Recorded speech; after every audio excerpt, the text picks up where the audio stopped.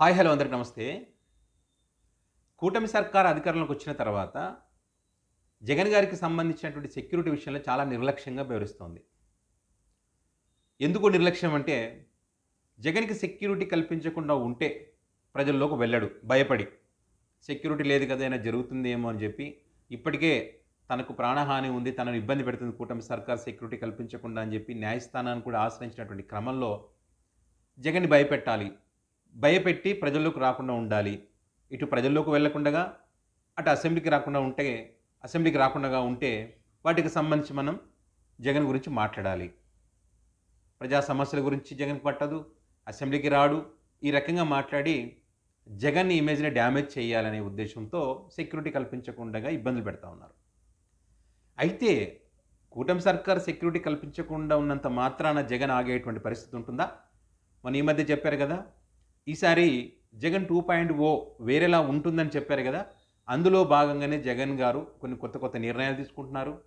ప్రజా సమస్యలు తెలుసుకునేందుకు ఎన్ని అడ్డంకులొచ్చినా కూడా ఆగేటువంటి పరిస్థితి మనకు కనిపించడం లేదు. విజయవాడ పర్యటన అనుకోండి, వల్లభనేని వంశీని కలవడం అనుకోండి, అక్కడ సెక్యూరిటీ ఏ రకంగా ఉంది? సెక్యూరిటీ నిర్లక్ష్యం చాలా క్లియర్‌గా కనిపిస్తా ఉంది. అదేవిధంగా గుంటూరు మిర్చి యార్డ్ అక్కడికి వెళ్లి రైతులు పడుతున్నటువంటి ఇబ్బందులకు సంబంధించి, మిర్చి పంట రైతులకు సంబంధించి మాట్లాడి వాళ్ళ సమస్యలు తెలుసుకొని బయటి ప్రపంచానికి తెలియాలి వాళ్ళ సమస్యలని చెప్పి. ఎందుకంటే కూటమి సర్కార్ ఏ రకంగా వ్యవహరిస్తుంది? వీళ్ళ అధికారంలోకి వచ్చిన తర్వాత రైతులకు మా వల్లే మేలు జరుగుతుందని చెప్పి ఏదైతే చెప్తా ఉన్నారో, దానికి సంబంధించి ఆ రైతుల కష్టాలకు సంబంధించి వాళ్ళ సమస్యలు తెలుసుకోవాలని చెప్పి అక్కడికి వెళ్ళినటువంటి క్రమంలో అక్కడ కూడా సెక్యూరిటీ లేనటువంటి పరిస్థితి. మరి జగన్మోహన్ రెడ్డి ఏమైనా ఆగాడా? సెక్యూరిటీ లేకపోతే ఆగుతున్నాడా? ఆగట్లేదు. ఎందుకు అంటే జనమే జగన్ సెక్యూరిటీగా ఉన్నారు. జగన్ ఫ్యాన్సే జగన్ సెక్యూరిటీగా ఉన్నారు. కూటమి సర్కార్ సెక్యూరిటీ కల్పించకపోయినప్పటికీ కూడా మా జగన్మోహన్ రెడ్డి మేము కాపాడుకుంటామని చెప్పి ఫ్యాన్స్ అదే రకంగా ప్రాణాలు పెట్టి నిలబడ్డటువంటి పరిస్థితి విజయవాడ, గుంటూరు పర్యటనలో మనం చూస్తూ ఉన్నాం. అదేవిధంగా రైతులు సైతం మా సమస్యల కోసం వచ్చినప్పుడు మేమే అండగా నిలబడతామని చెప్పి రైతులు కూడా అండగా ఉన్నటువంటి పరిస్థితి ఉంది. ఇదే రకంగా గనుక కూటమి సర్కార్ వివరిస్తూ పోతే రాష్ట్ర ప్రజలు మాత్రం జగన్‌కి సెక్యూరిటీగా నిలబడతారు. వీళ్ళు కల్పించాల్సిన సెక్యూరిటీ ఉన్నా, ఉండకపోయినా కూడా ప్రజల యొక్క సైన్యంలాగా, జగన్ అభిమానుల యొక్క సైన్యంలాగా సెక్యూరిటీగా నిలబడేటువంటి అవకాశం ఉంటుంది.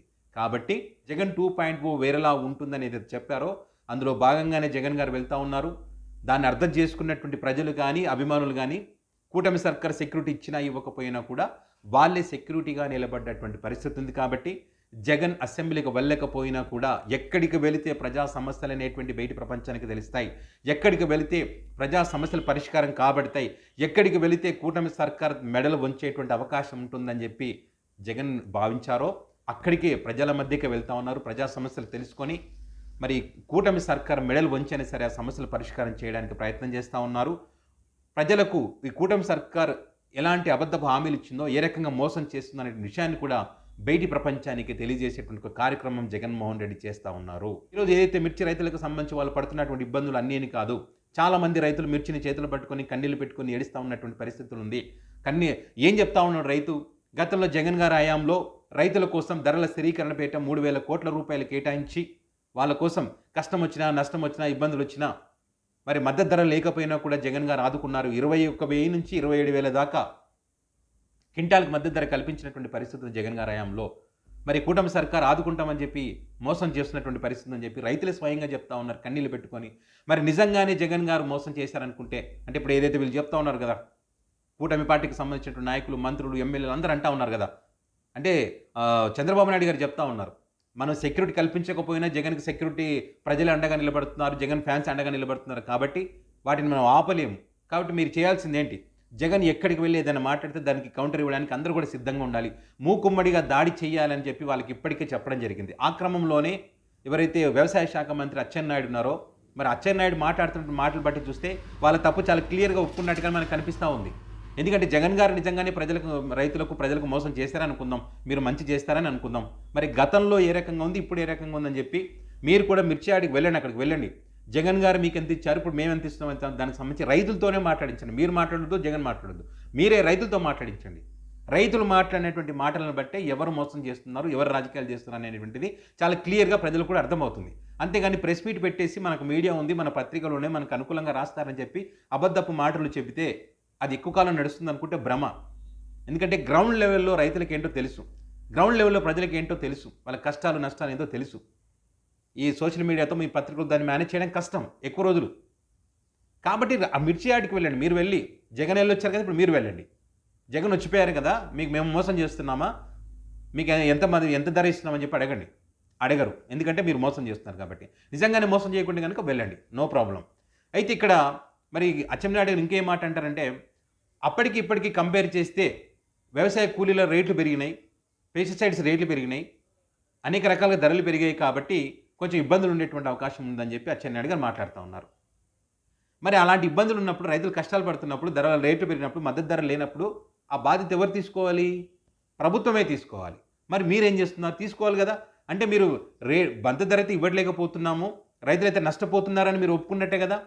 మరి కేంద్రంలో మీరే ఉన్నారు, రాష్ట్రంలో మీరే ఉన్నారు, అంతా మీరే ఉన్నారు. మీరు ఎంత చెప్తే అంత నడుస్తది. మరి వీటికి సంబంధించి కేంద్రానికి లేఖలు రాయొచ్చు కదా! రాయరు. ఇప్పుడు హడావిడిగా జగన్ గారు వెళ్తున్నారని చెప్పి ఏదో ఒక లేఖ రాసేయడం తూతు మంత్రంగా. నిజంగానే అంత రైతుల మీద ప్రేమ ఉంటే, మీరు చాలా సీనియర్ ముఖ్యమంత్రిగా ఉన్నారు. ఈయన చాలా సీనియర్ వ్యవసాయ శాఖ మంత్రిగా పనిచేశారు గతంలో. అనేక శాఖలకు పనిచేశారు.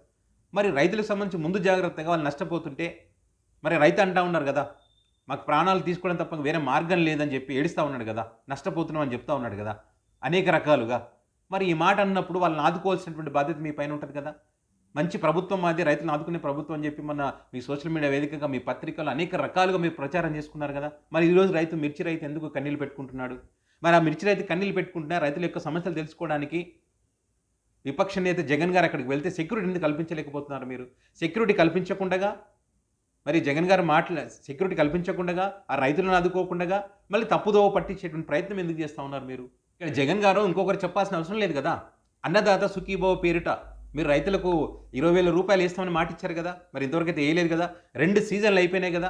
మరి ఆ 20,000 రూపాయలు ఇస్తే వాళ్ళకి ఎంతో కొంత ఆదుకోవడానికి అవకాశం ఉంటుంది కదా! మీ మోసం ఇక్కడే పైనే కనిపిస్తూ ఉంది కదా! ఇక్కడ రైతులకు సంబంధించి రాజకీయాలు చేయాల్సినటువంటి అవసరం లేదు. ఎవరు మాట్లాడినా, ఏం మాట్లాడినా కూడా వాళ్ళ సమస్యలు ఉన్నాయని ఎవరైనా చెప్తే వెంటనే వాళ్ళను ఆదుకునేటువంటి కార్యక్రమం ఏ ప్రభుత్వం ఉన్నా చేయాలి. ఎవరు ప్రశ్నించకుండా అది నిజమా కాదా తెలుసుకొని చేయాలి. అంతే తప్ప గతంలో నువ్వు అట్లా చేసినావు, ఇట్లా చేసినావు, మోసం చేసినావు అని చెప్పి ఏదో నోటికి ఎంత వస్తుందో మాట్లాడినంత మాత్రాన రైతుల సమస్యల పరిష్కారం కావు. ఇప్పుడు కొంతమంది మూర్ఖులు ఉన్నారు. మిర్చాడికి వెళ్ళి అక్కడ ఆ ఘాటుకి దగ్గుతూ ఉంటే ఆ ప్రజలందరూ, ఆ రైతులందరూ కూడా జగన్ గారు చుట్టుముట్టినప్పుడు ఆ ఘాటుకి దగ్గుతూ ఉంటే తిక్క కుదిరిందా అని చెప్పి మాట్లాడుతున్నారు. సిగ్గు శరం ఉండాలి కొద్దిగైనా. రైతుల సమస్యలకు సంబంధించి అక్కడికి వెళ్ళినప్పుడు ఆ ఘాటు బాగైందా, ఘాటు తగిలిందా, తిక్క కుదిరిందా అని మాట ఎవడైనా మాట్లాడతాడా? నిజంగా ఈ పరిస్థితి జగన్ గారు అక్కడికి వెళ్ళాల్సినటువంటి పరిస్థితి ఎందుకు వచ్చింది?